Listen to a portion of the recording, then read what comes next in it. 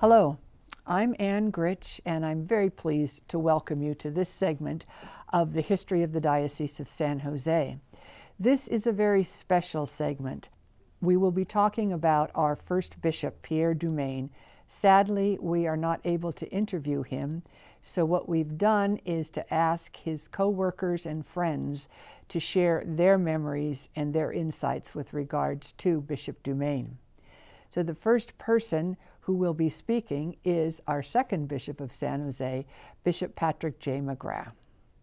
Pierre, as we know, is a very private man. He's shy and very, very bright, very erudite. He was always very helpful to me. He has a very subtle sense of humor. I would go out and visit the parishes, and I'd come back here to this house for dinner. Pierre loved to cook, and I'd be in the kitchen with him, and he'd be chopping and dicing and doing all this. And he'd say, "Well, where'd you go today?" And I'd name the parish, and he said, "And you know, how was it?" I said, "Oh, great," and it was just wonderful. And he'd say, "Did they mention this to you?" I said, "No." And they said, "And how about this? Did they mention that?" "No." So he demythologized, you know, a lot of the stuff. This enthusiasm. Exactly. So it was a great time. He's a linguist, as you know, of course, and I lived in Italy when I was there in the 70s, and I know some Italian, but Pierre, you know, because he knew that, he would get a film, an Italian film, and after dinner we'd watch it. Well, he'd be laughing, and then like 2 minutes later I'd get the joke and I'd laugh, because he knew, you know, he was really superb in languages, all kinds of languages, but it was a very nice, it was really a flawless transition. It was. And that's not true in some cases. Sometimes there are difficulties with the incumbent bishop and the coadjutor bishop, but we had nothing like that at all. I had befriended Bishop DuMaine thanks to Terry Sullivan. Terry Sullivan became friends with me in the parish at St. Justin's, and I had been, as a principal, very nervous to sit at a table at a picnic with Bishop DuMaine, because his pun on words, his fast wit intimidated me with my thick German accent and my not catching some of the jokes. You need to know the language. So I kept a bit more distant, and one day Terry Sullivan said, "It is your birthday then and then. May I surprise you to take you for dinner to someone you know? He's a gourmet cook." I don't even think he said he, because I had no notion. And he took me to presentation where Pierre DuMaine was. And I remember how I addressed him, and then he looked behind him and he said, "Who else is here? You know, Bishop over there." So he said, "Call me Pierre." But that is, I would say, when he had German music playing. Oh, that's very Pierre. Yeah. And that is one of the things that really connected me with him, German poetry and music. And like even for my final exam in high school, I had to sing Das Bächlein, a Schumann-Lied that Pierre knows by heart. I mean, he could probably have sing it for me. And he said always to me, Gelassenheit. And Gelassenheit is a German word that you cannot translate, but he has had it, and he has it to this moment of his life. And it is costing him, but it is so real for him. Gelassenheit would probably translate as calmness in English, or serenity. But it is different from, lassen also means to let go. It's different from letting go experiences, which are so important in our Paschal mystery. It is, you still hold what you have, but with the freedom or with the trust that you won't let it fall, but you also don't cling. Ah, It is a powerful word, It and is. I am learning it. I've learned it through Pierre. I give him credit for the place that women have held in this diocese, absolutely. and how his successor, our Bishop McGrath, has honored it too. Bishop DuMaine was a wonderful proponent of women in the Yes. church, and just very open about women leadership.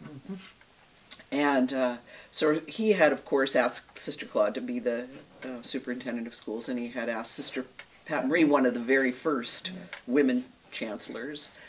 And so it came time to, when Sister Pat Marie decided to move over to the Office for Pastoral Ministries, that he wanted to name a new chancellor. And word got to me, and I can't even remember how. It probably was through Sister Pat Marie that he was considering me, and I was sort of, whoa.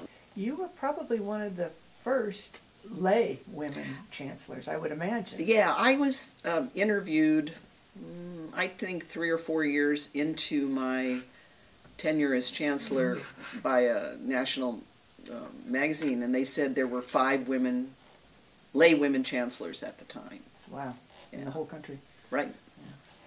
Yeah, and we now see women in certainly pastoral associate roles, business manager roles, and then MPL. You know, my good friend Dorothy Carlson ran my parish that I grew up in, and I'm gratified by that. I also am grateful that our Bishop McGrath and before him Bishop DuMaine very strongly didn't just welcome women, but wanted women in leadership roles. And, you know, I was at the funeral for a sister, as you said, and when Bishop McGrath talked about Sister Claude as one of the foundresses of the diocese.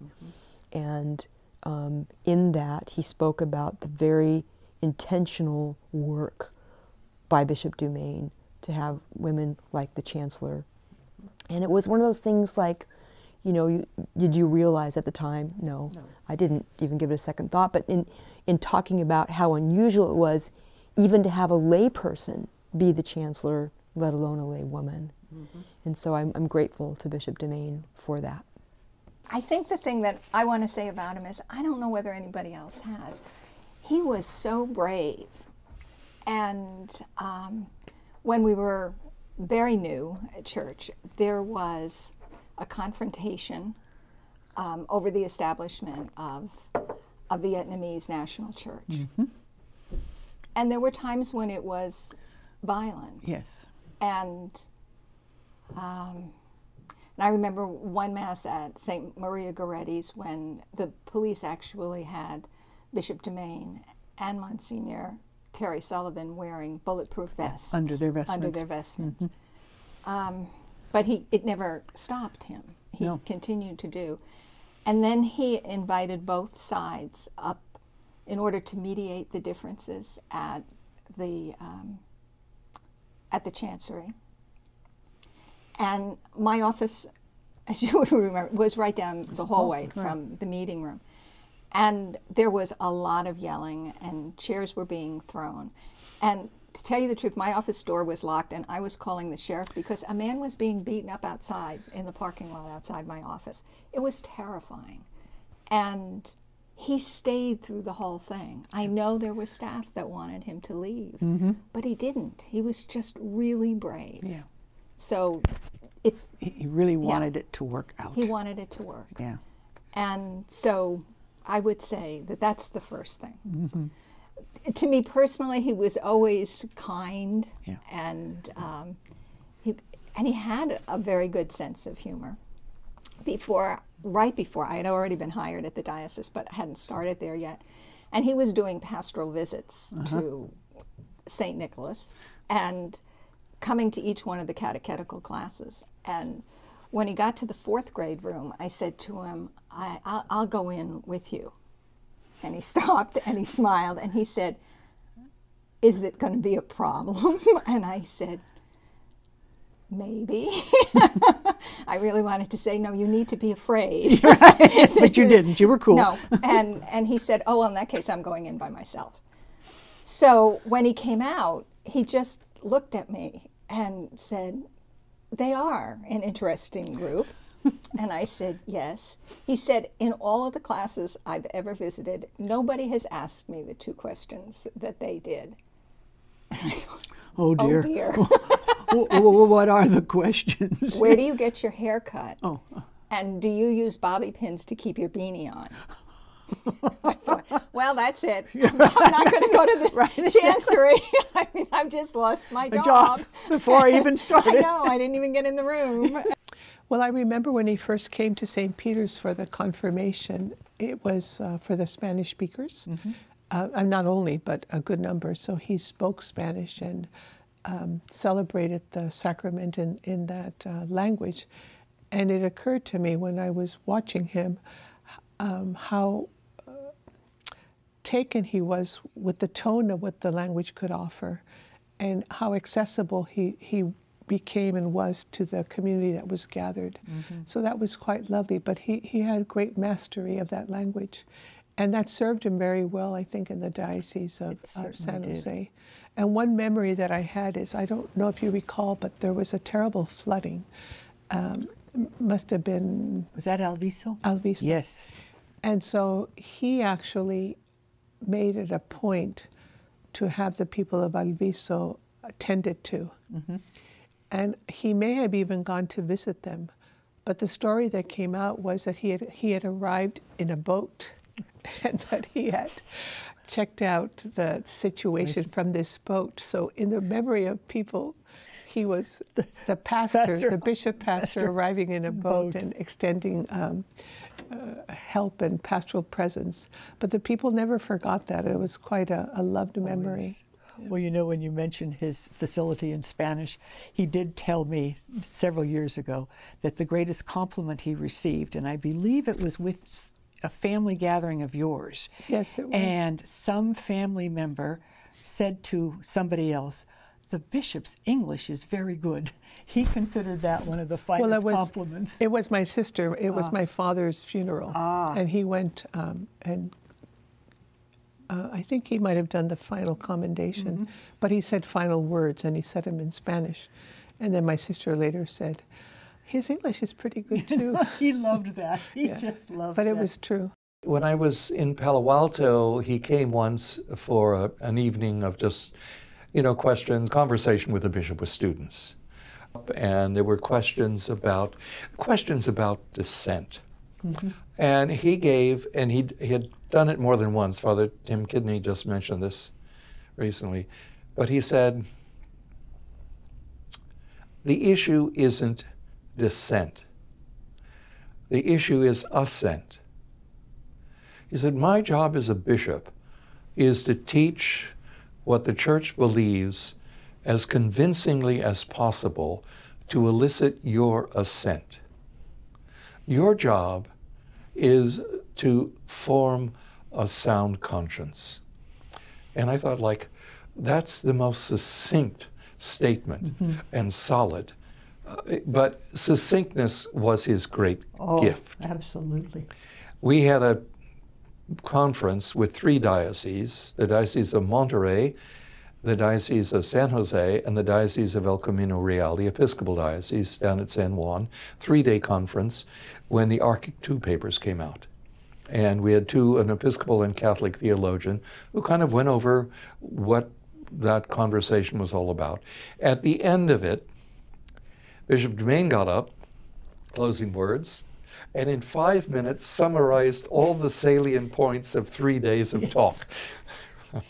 Yeah, he was amazing. Yeah. The other thing I remembered, on our 10th anniversary, he led our retreat with a team of people. I think Father Bruno from Camaldoli and Father Steve Tudis, who was a Jesuit, 1 or 2 other people. It was the most personal Pierre had probably ever been. I mean, they really pushed him. He talked a little bit about his own family experience, which was very rare. And talked about his dad, remember. But he started his first conference. Now, this is over 25 years ago. I remember the opening line. I mean, this is like, you know, Tale of Two Cities. You remember the opening line. But he said, as I get older, I believe more and more in less and less. And then he went on to explain that, you know, your faith is like an onion.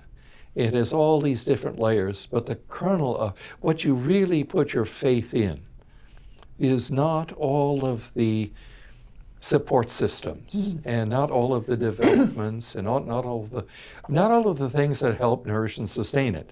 But the core of your faith, you have to dig down to that. It was on one hand very Pierre, and the other thing I remember is he was a marvelously self-contained person. Ego strength was his forte. And he demonstrated that by inviting the San Jose Mercury food editor to lunch. At his house. At his house. He fixed lunch for her. And he explained he didn't have a food processor because he always believed you could chop just as efficiently with a mezzaluna, you know. But I thought, like, how totally unwilling to be intimidated by anything. The other, perhaps the most, well, another very important response, and you were there when we had our joint meeting of parish staffs and clergy, and Prop 187 was being voted on, and much to people's dismay, it passed. And I remember that morning when he arrived saying, you know, Bishop, you need to say something about this because there is just great... This was the immigration. The immigration thing, great concern. And like the nurses were opposed to it because they said, we don't want people who are unvaccinated roaming around, you know, and so on. And so Pierre got up and he said, well, I understand that this is a disappointment. I would simply point out that as church, we are here to provide for the pastoral care of people and not to enforce civil law.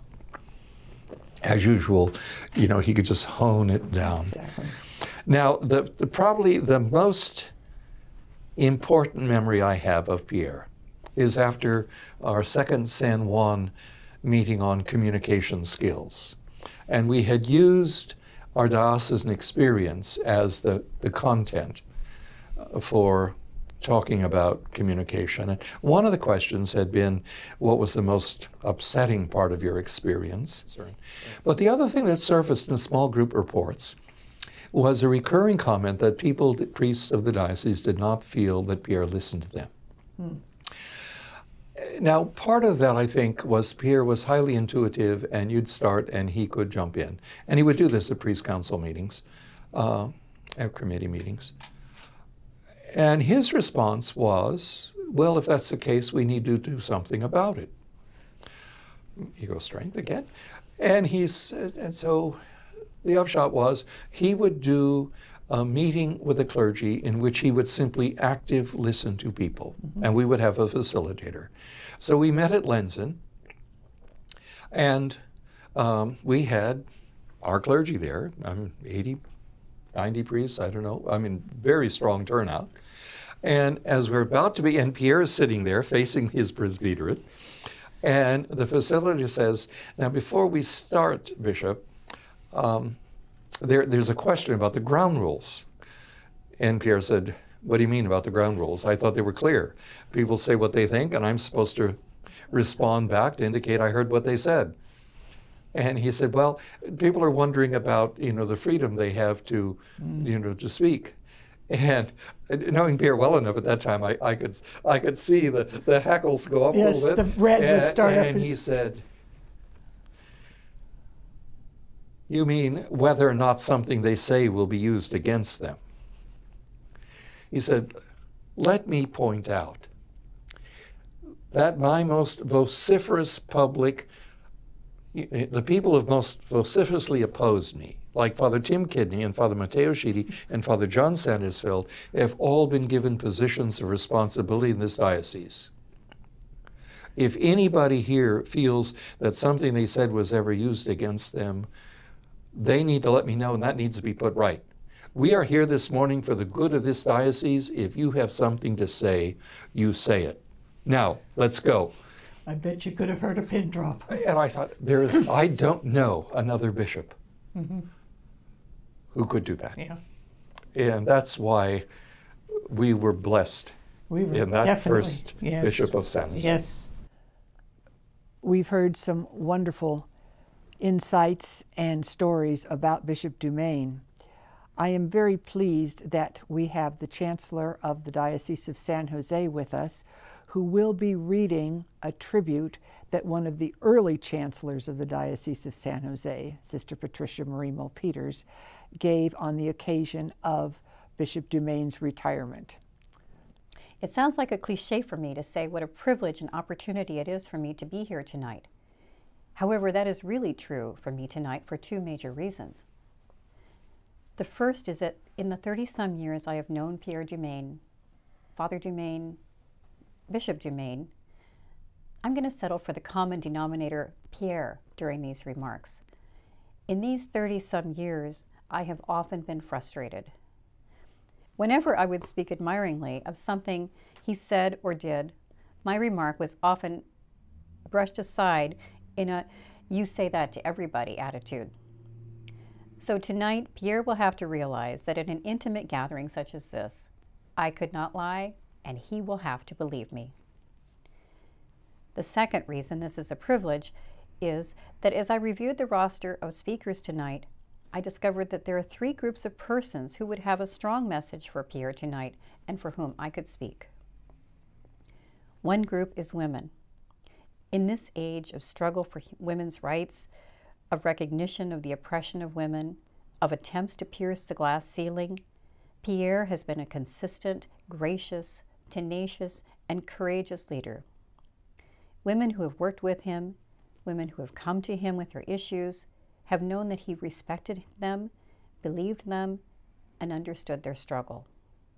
His appointments of women to every possible church role, his listening stance with them, and his personal support cannot be underestimated. Another group is vowed religious men and women. His obvious respect for the vowed life and his desire to bring religious communities into collaboration with diocesan ministries were always evident. He makes it a point to be present graciously and warmly to the key events in religious communities to which he is invited. But he has played a unique and special role for religious women. The sisters took Vatican II very seriously, and when the Church said to go back to the Gospels and to their founder's inspiration, they really did it. Some of the decisions that flowed from this obedience to that Vatican II call did not sit well with many Catholics, including pastors and bishops. Pierre understood and respected the decisions and the decision makers, even when these decisions caused difficulty for him as a superintendent or as a bishop. Beyond understanding, he became advocate, supporter, and friend of the religious among his brother bishops. For all of this, religious women remain profoundly grateful. And then there are his employees, among whom I counted myself for 18 years. It's wonderful to have a boss you fully respect and admire. We have always been proud to be identified with what he says and writes and does, but there's another side that not everyone saw.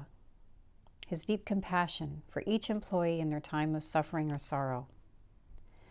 I found myself often in a liaison role and never hesitated to call him at any hour at home to say, "Pierre, I thought you'd want to know that Mary's daughter was in a serious accident." And the sympathy would come right over the phone line as he replied, "Have you got the phone number?" So it's a joy to have a boss of such integrity and competence in the public arena and who is such a sensitive and compassionate human being. Aside from these group relationships, I have personally experienced him as a gentleman and a scholar, as a priest, and as a bishop. Prescinding from the special title and status in the Church, as a baptized Christian, he is a gentleman, still betraying his Southern heritage of courtesy and respect for each person. He welcomes each person with warmth and a natural politeness that bespeaks not only his upbringing, but also his awareness of the Christian dignity of that person. Among the striking gifts integrated into that gentlemanliness are his intellectual acumen, which drives him to continuous reading and research, and a marvelous penchant for finding just the right word. Add to that an amazing wit, although an insufferable punster, and you have a combination of natural gifts, which are a treasury for the circles in which he shares them.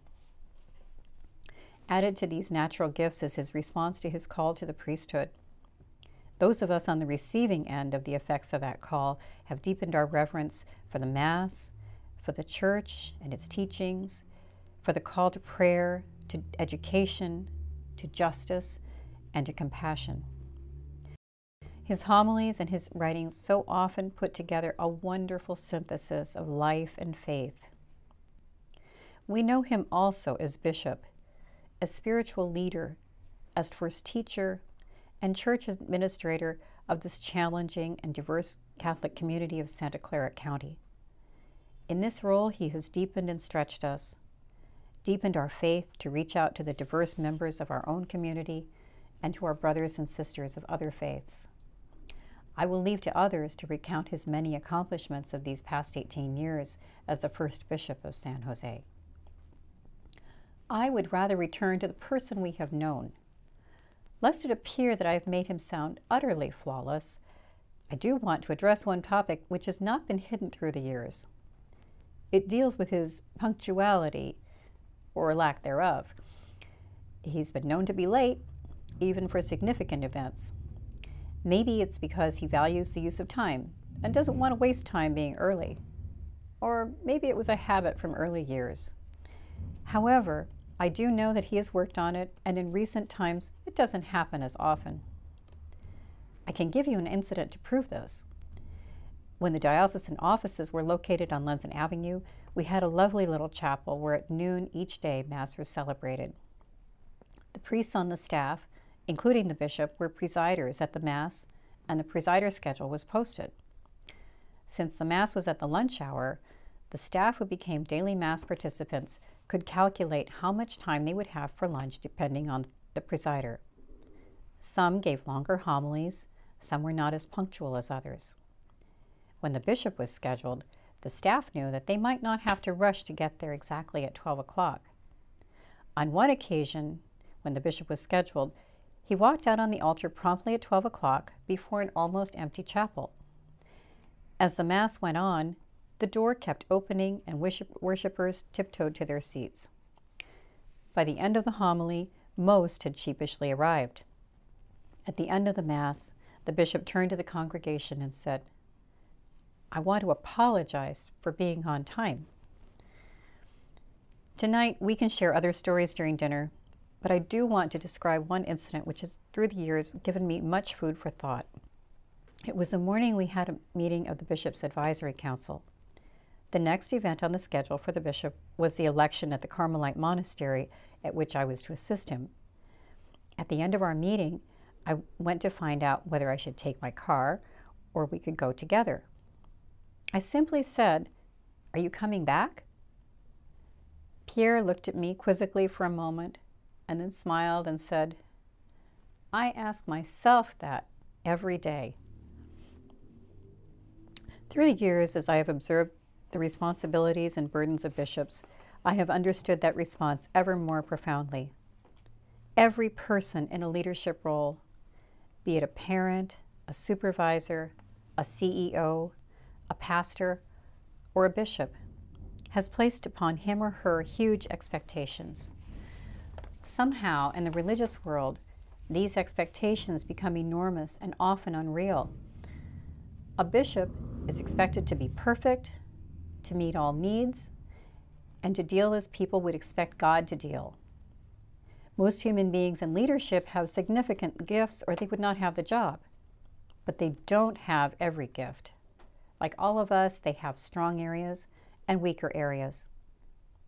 Bishops can't choose which of their gifts they will exercise. They are expected to use all of them, whether natural to them or not. When a bishop has extraordinary gifts in some areas, such gifts need to be put on the back burner, often because of the press of other needs.